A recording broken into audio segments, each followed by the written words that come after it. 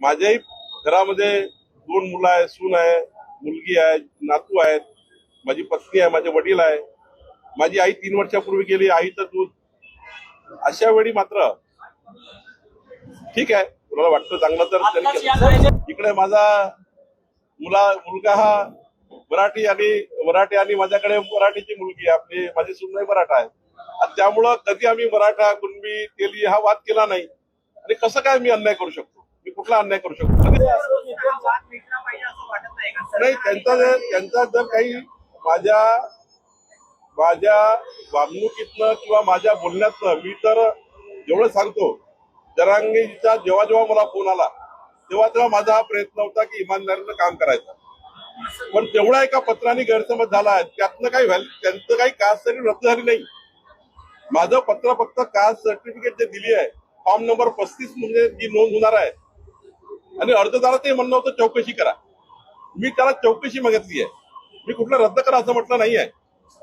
त्याच्यावर काही माझी चौकशी मागितल्यावरही काही रद्द झालं नाही, ते कास्ट व्हॅलिडिटी रद्द केलाय. त्यामुळं आमच्या महसूल खात्याचं काम आहे प्रमाणपत्र देणे, जात प्रमाणपत्र. व्हॅलिडिटी मात्र सामाजिक न्याय विभागाचं कार्य आहे. त्यामुळं माझ्याकडनं कधी मराठा, कुणबी मराठा आणि कुणबी समाज जो आहे यावर जेवढं जास्ती असतं आम्ही कास्ट सर्टिफिकेट देता येईल तेवढं काम करतो आहे.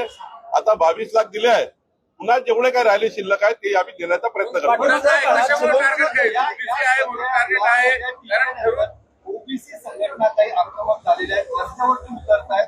काहींनी पोलीस तक्रार देखील केलेली, बीड किंवा इथे बारामतीमध्ये पोलीस तक्रारी देखील झालेल्या आहेत. नाही, मी ओबीसी समाजाला आपल्या माध्यमातून आव्हान करतो, हात जोडून आव्हान करतो सर्व ओबीसी समाजाला, कोणीही रस्त्यावरती आंदोलन करू नका.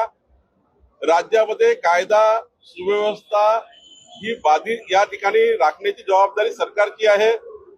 आणि सरकार म्हणून मी त्यांना विनंती करेल की रस्त्यावरती आंदोलन, रस्त्यावरती त्या ठिकाणी कुठलंही असं करू नका, त्यातनं सामाजिक वाद तयार होतील. ओबीसी संघटनांनी कुठल्याही पद्धतीने रस्त्यावर लॉ अँड ऑर्डर होतील असे कुठलेही काम करू नका. आणि शेवटी या राज्यामध्ये कायद्याचं राज्य आहे, त्यामुळे आपण कायदेशीर पद्धतीने सर्व लढा लढता येतो.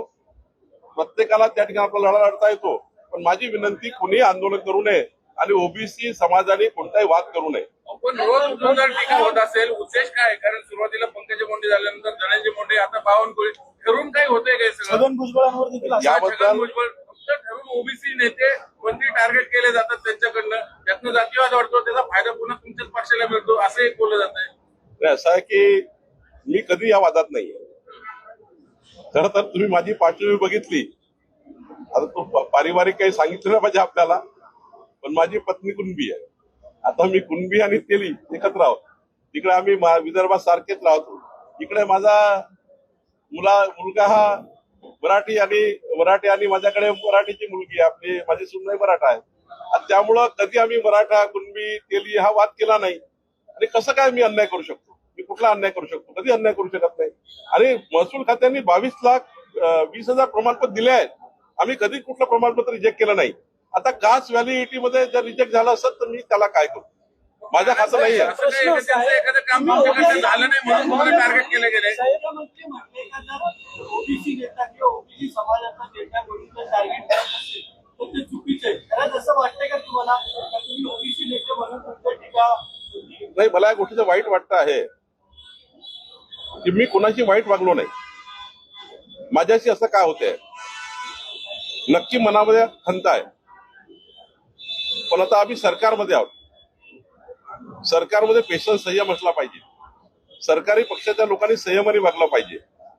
माझं व्यंग या पद्धतीने करणे हे न पटणार आहे. काय, माझाही परिवार आहे, माझ्याही घरामध्ये 2 मुलं आहेत, सून आहे, मुलगी आहे, नातू आहेत, माझी पत्नी आहे, माझे वडील आहे, माझी आई 3 वर्षापूर्वी गेली, आईचं दूध.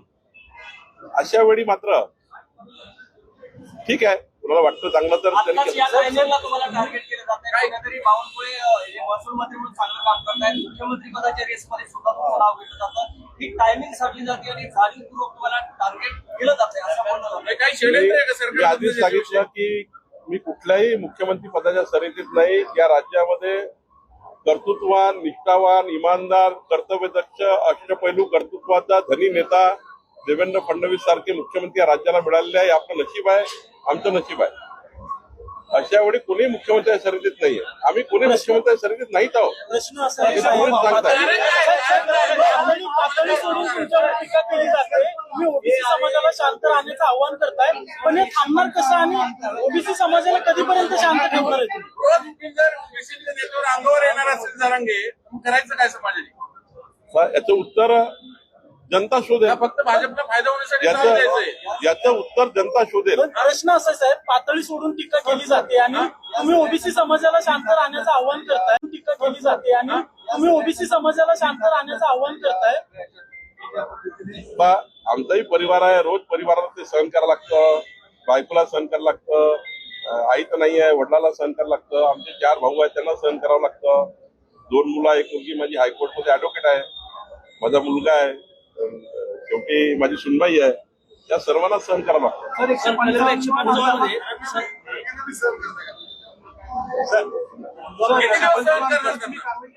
किती दिवस असं चालणार हा प्रश्न आहे ना साहेब.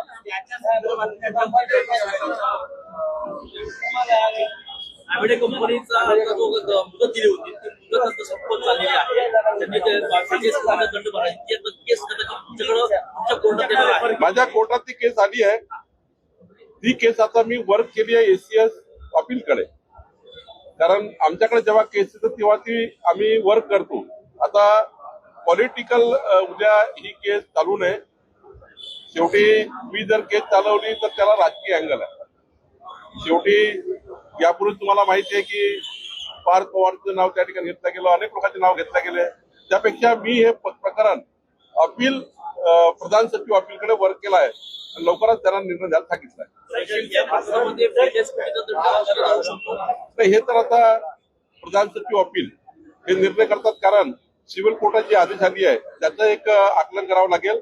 आणि या केसमध्ये एकदा आता जमीन सरकार जमा झाली, रजिस्ट्री रद्द झाली आहे. त्यामुळं रजिस्ट्री रद्द झाल्यानंतर त्याच्याकडनं घ्यायचे का तो मुद्दा आहे. त्यामुळे ते अपील महसूल आपले प्रधान सचिव अपील डिसाईड करतात. केलेलं आहे त्याच्या उर्वरित बी आणि सी कॅटेगरीतल्या अधिकाऱ्यांवर कारवाईचं काय आता आमच्याकडे पुन्हा एक 40 अधिकाऱ्यांची यादी आली आहे ज्यांना विभागाच्या बाहेर बदल्या करायच्या आहेत. ज्या विभागात त्यांना ठेवता येणार नाही त्यांना कायमस्वरूपी या विभागाच्या बाहेर राहावं लागणार. त्यांची यादी 40 लोकांची माझ्याकडे आली आहे. त्याच्यावर आम्ही कारवाई करतोय.